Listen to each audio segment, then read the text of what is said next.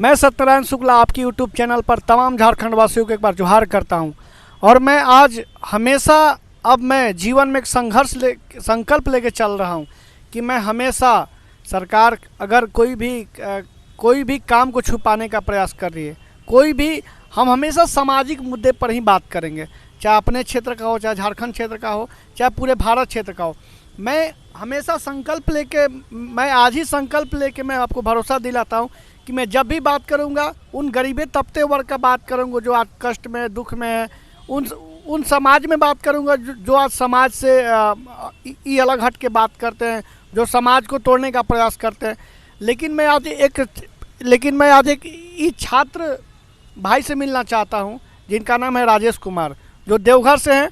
मैं इनकी कहानी तो सब कोई जानता है, झारखंड के तमाम लोग जानते हैं, लेकिन हम जानना चाहते हैं कि आज 37 दिन से आंदोलन में बैठे हुए हैं, लेकिन अब तक इनका क्या प्रतिक्रिया आया। और मैं यही कहता हूँ कि झारखंड में सरकार तो एकदम हदें पार कर चुकी है। ना यहाँ सरकार कभी नियोजन नीति ढंग से बनाती है, ना सरकार किसी भी तरह से कोई भी एग्ज़ाम लेना चाहती है। अभी जो वर्तमान में जो भी नियोजन नीति बनी है, क्या लगता है कि सारे एग्ज़ाम क्लियर होगा? नहीं, सारे एग्ज़ाम फंसने वाले हैं। क्योंकि सरकार किसका है? हेमंत भैया का। मतलब हेमंत है तो हिम्मत है। इतना हिम्मत कि इन्होंने कसम खा के ही आया है कि हम तो बनेंगे लेकिन दूसरा को बर्बाद करके छोड़ेंगे। ये तमाम झारखंड वासी जानता है। इनकी व्यस्तता है कहाँ पे है? ऑडी कार से चलने की इनका ख्वाब है। पहले चलते थे पुरानी गाड़ी से, अब चलेंगे आपके ऑडी कार से। उनके मित्रगण क्या से चलेंगे? फॉर्चूनर से। और उनके अपने मित्रगण के लिए 5-5 करोड़ के आलीशान बिल्डिंग बनाने के लिए भी संकल्प ले चुके हैं। बहुत जल्द बन के तैयार भी हो जाएगा। लेकिन यही हम पूछना चाहते हैं, हम ज़्यादा समय नहीं लेंगे हम राजेश भाई को। राजेश भाई, अपना दुख आप अपना बताइए कि वर्तमान में किस परिस्थिति से झेल रहे हैं और क्या उम्मीद है और कब तक आप यहाँ पे बैठे रहेंगे? मैं आज 37 दिनों से यहाँ बैठा हुआ हूँ और बहुत सारे समस्याओं को मैं झेल रहा हूँ। मेरा मांग है कि मुझे सिद्धू कान्हू मुर्मू विश्वविद्यालय दुमका में फिर से पढ़ाने दिया जाए और जो बकाया राशि है वो दिया जाए। अभी तक सरकार की ओर से और महामहिम की ओर से किसी तरह की कोई प्रतिक्रिया नहीं आया है। सिर्फ एक चीज़ आता है, वो है कि आप धरना समाप्त कर दीजिए। इसके अलावा और कुछ किसी भी तरह का कोई सकारात्मक पहल नहीं हो पा रहा है। मुझे अच्छा, ये बताइए, उन्होंने बोला कि धरना समाप्त कर दीजिए, क्यों ऐसा बोला? वे चाहते हैं कि किसी तरह से इस समस्या को ख़त्म कर दें, यहाँ से इसको हटा दें तो एक झंझट जो है वो ख़त्म हो जाएगा। लेकिन मैं तब तक धरना समाप्त नहीं करूँगा जब तक मुझे न्याय नहीं मिल जाता है। और मुझे न्याय महामहिम के साथ साथ हमारे स्थानीय विधायक श्री बादल पत्रलेख से है और मुख्यमंत्री से है।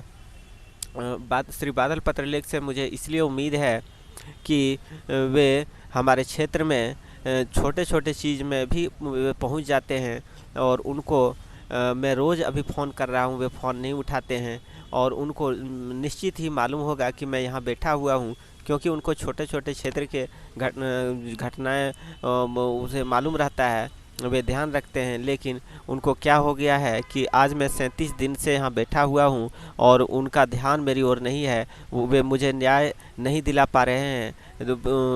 मुख्यमंत्री को यदि वे एक बार भी बोल देंगे और महामहिम से यदि वे एक बार भी बोलेंगे तो मेरा समस्या आसानी से समाप्त हो जाएगी। अच्छा, मेरा क्वेश्चन है कि आपके मुख्यमंत्री के भाई बसंत सोरेन से बात हुई थी, बसंत सोरेन की तरफ से क्या प्रतिक्रिया, आप हमारे दर्शकों को बताइए। इसलिए बताइए कि जिनके भाई को सब कुछ पता है, सब कुछ पता, मिल चुके हैं, उनके भाई की तरफ से क्या प्रतिक्रिया है? मैं उनका भाई से और खुद मैं मुख्यमंत्री से भी भेंट किया हूँ। मुख्यमंत्री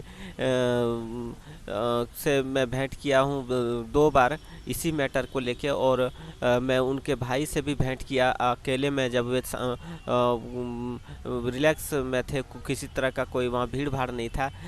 तो उन्होंने हाथ जोड़ दिए, बोले कि आपका समस्या बहुत बड़ा है, अब मैं समाधान नहीं कर पाऊँगा। यूनिवर्सिटी का मैटर है, यूनिवर्सिटी का मैटर हमसे नहीं संभलेगा। लेकिन मुझे दुख के साथ कहना पड़ रहा है कि उन्होंने मेरी समस्या को इग्नोर कर दिया।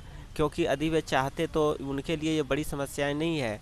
मुझे वहाँ से हटा दिया गया है और मुझे पैसा नहीं मिला है, तो ये चीज़ उन लोगों के लिए तो बड़ी चीज़ नहीं है। और ख़ास करके वे हमारे क्षेत्र के हैं, दुमका के हैं। दुमका में मैं रहता हूँ और उस क्षेत्र के संथाल परगना क्षेत्र के ये लोग हैं। और संथाल परगना के क्षेत्र के लोगों की समस्याओं को यदि ये नहीं समझते हैं, नहीं सीरियसली लेते हैं, तो हम लोग कैसे इनसे न्याय किन से मुझे मिलेगा।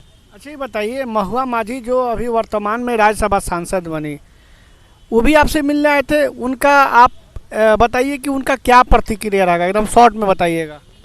वे आए थे, मुझसे भेंट करने एक्चुअली नहीं आए थे। वे अपने कुछ मांगों को लेकर कुछ धरना वगैरह देने के लिए यहाँ राजभवन धरना स्थल पर आए हुए थे। मैं उनसे भेंट किया और बोले कि मुझे न्याय दिलाइए। तो वे बोले कि ठीक है, मैं न्याय दिलाऊंगी, आप कल मेरे पास आइएगा। एक नंबर दिया अपने पीए का और बोले कि मैं शिक्षा मंत्री से भेंट कराऊंगा। लेकिन अगला दिन मैं फ़ोन किया उनका पीए को, तो वे बोले कि आज नहीं कल आइएगा। फिर मैंने अगला दिन फ़ोन किया तो बोले कि आप अमुक जगह पर आ जाइए। और वहाँ जाना मेरे लिए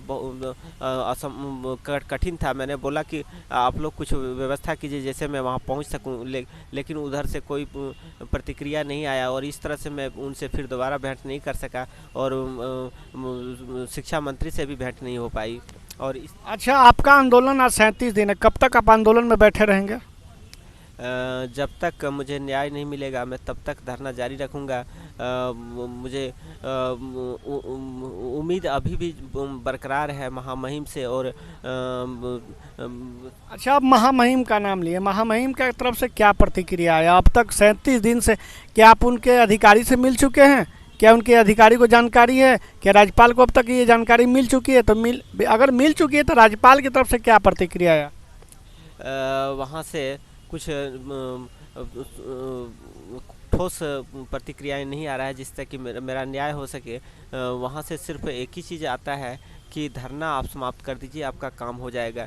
तो मेरा काम कब होगा? मैं 3 बार यूनिवर्सिटी में भी अनशन कर चुका हूँ, वहाँ भी मुझे बहुत अमानवीय व्यवहारों का सामना करना पड़ा। अमानवीय व्यवहार मेरे साथ किया गया, खींचतान किया गया, मुझे थाना में रखा गया और भी तरह से समस्याएं वहाँ मैं देखा और वहाँ भी न्याय मुझे नहीं मिल पाया। यहाँ भी मैं इतने दिनों से बैठा हुआ हूँ, अभी तक न्याय नहीं मिला। तो कब न्याय मिलेगा? ये तो मुझे लगता है कि ये सिर्फ मुझे संतावना ही दे रहे हैं, इससे कुछ भी नहीं होगा। और मैं तब तक मैं धरना जारी रखूंगा जब तक मुझे न्याय नहीं मिल जाता।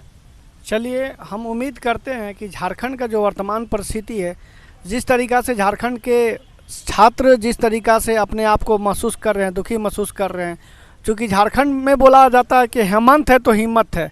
अब क्या हिम्मत है भैया कि एक दिव्यांग के साथ भी न्याय नहीं मिलता है। सारे मीडिया कर्मी सबको पता है, लेकिन उनको व्यस्तता कहाँ है? अपने जीवन में व्यस्तता है, झूठे वादे करना, झूठे सपने दिखाना, उसी से सपने दिखा के लोगों को मूर्ख बनाना, उनकी एक मतलब सिलसिला चलते रह रही है हमारे वर्तमान में झारखंड सरकार की, जिसमें एक हम भी भोगी हैं। लेकिन हम भी मानवता के नाम पे आते हैं, इनसे हमेशा मिलते हैं, इनकी आवाज़ को बुलंद रखते हैं। और तब तक मैं अपने वाणी को विराम देते हुए जय हिंद, जय भारत, जय झारखंड।